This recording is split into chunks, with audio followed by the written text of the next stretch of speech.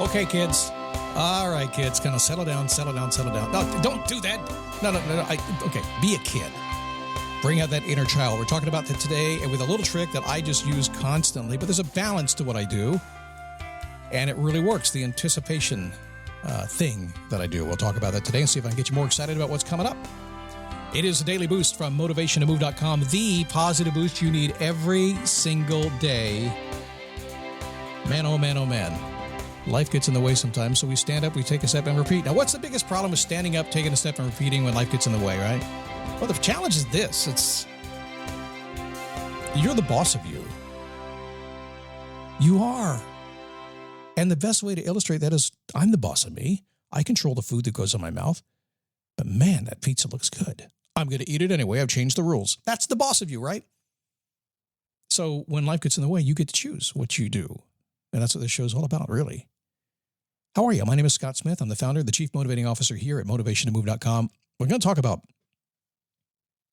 anticipating things today. And I have to tell you, I had some fun recently. I'm always doing this. I have little things that I anticipate to make my life more fun. And I decided to change my workflow with what I do. And I've been an iPad fan for a long time. I've probably bought 5 iPads in my life. My grandkids have all of them because I never quite got use out of them. Never quite worked for me.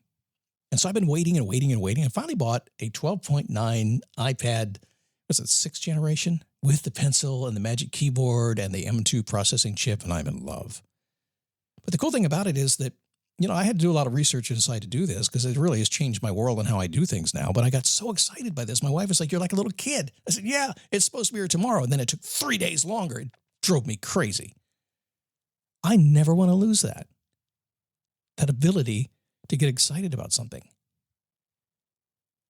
Unlocking your inner child with the power of anticipation is just a magical thing to do. So I love how kids live in the moment. They're always in the moment. At the same time, they're kind of simultaneously getting excited about what's coming next. I've got grandkids these days. The oldest is 10. The youngest is 10 months. So it's been a kind of fun ride along the way to watch them expand because every woman, not to go gender-based on you here, but every mom loves the babies. But most dads, we wait a year or two, don't we? Because then they get fun. And we notice a few things. We notice how they just are caught up in the moment. You can hardly interrupt them, and yet they're thinking about the next thing they have to do that's going to be fun next. That's all they care about. So I think it's time that we all begin acting like kids again, at least a little bit. Now, be mature, the whole thing, but play along a little bit. Because since you were young, special events made you really excited. That sheer anticipation that would drive you all day, keep you up all night long. Christmas is coming, vacation is coming, something is coming, something is happening, and you'd get excited about it. Remember that feeling? My guess is as you were getting ready to go to college or trade school or get your first job or you're waiting for a call back from that interview, who knows? You were really excited about it. So in my world, the trick to being, I think, happier is to harness that power of anticipation to keep a steady stream of exciting events in your future. Now, I do call it my anticipation engine, and I do fire it up on a regular basis because I know something. I know that energy is dependent on getting excited about your future. That's why many times I'll say you're a goal-setting machine. There's a lot of science behind setting goals. There's a lot of proof already. If you are not setting goals specifically and writing them down, and I'm not talking about 25 of them, I'm talking 2 or 3 of them. If you're not setting goals, you're just being silly. You're wasting your potential. Because when you set goals, you move forward faster. But let's talk about this anticipation engine and how it works and how I use it. Because ultimately, your energy is dependent about you being excited about the future. If you're not excited about the future, what happens to you? A lot of people get depressed. And why wouldn't you if you thought you had no future? You do. If you're walking a talk, if you found your way to a podcast, if you've got a device to listen to, if you have time to listen to it, you've got a great future in front of you. You have a world of information to pull you forward. Why wouldn't you get excited about the future? Keep that list long, but not too busy. I'll explain that in a minute here. Once an event passes, your excitement's going to kind of fade. Now remember, your brain is wired in such a way that it doesn't really live in the future. When you think about something with detail, your brain paints a picture inside your mind. It's like you can imagine being there. I can imagine it so much. I want it so bad. And then when it gets here, it's like, well, it's not quite what it was inside your mind, is it? That's because your mind has already built it. Your mind has already done it. Whatever you have thought that you want, that you anticipate that you're going to go do, your mind has already figured it all out. So when you finally get to do it, it's like, oh, okay, what next? Tell me that doesn't happen to you, right? So I want to enjoy the moment that you have created and then have something beyond it. Now, here's what I do. I've learned something. Taking me time. I like to anticipate a little bit every single day. I always have something coming up, just little itty bitty things, stuff that might be fun to do. But in terms of big stuff, I have learned 1 or 2 larger things, if you will, per month are fine. Any more than that, I don't have time to enjoy the anticipation. I don't have time to enjoy the event, and I don't have time to kind of look back on the event. So I say event, it could be a concert. This year I'm seeing a lot of different concerts, and it could be an oldies band, could be a brand new band. Doesn't matter. The very minute I buy those tickets, I am in anticipation until I get to go to the show, and I enjoy the hell out of the show. I relax, I talk about it, and then I look forward to the next one. I do conferences. I don't like to go to conferences every single week.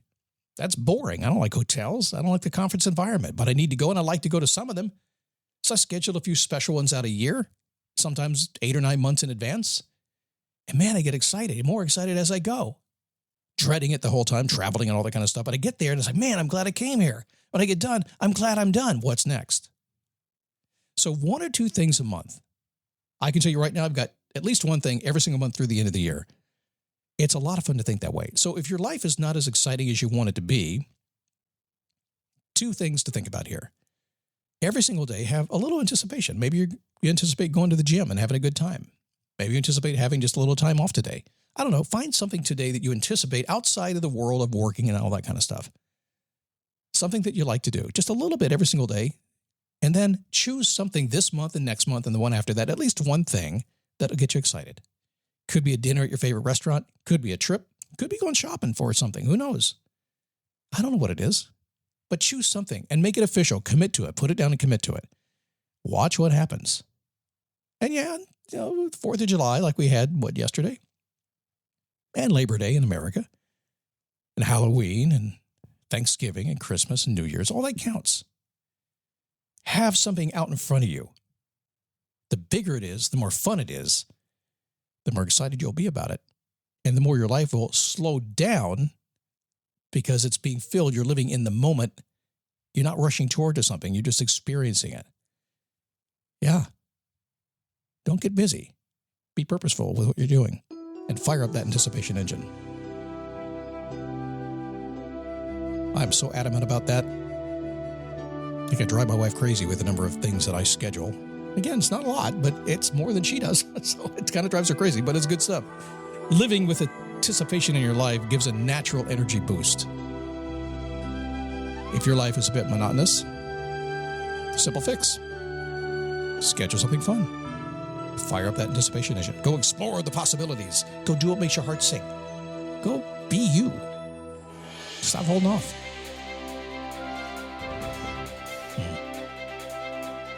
My son-in-law asked me, he said, hey, come on. Let's go have some fun. Let's go fishing this weekend. He bought me a fishing rod. He bought me everything I need to go fishing. He said, let's go be ourselves. I said, well, that's actually being you. I'm not a big fisherman, but let's go. I anticipate going and spending time with him more than I do catching fish, which is good because I hear that's why they call it fishing, because you don't actually catch them. Yeah.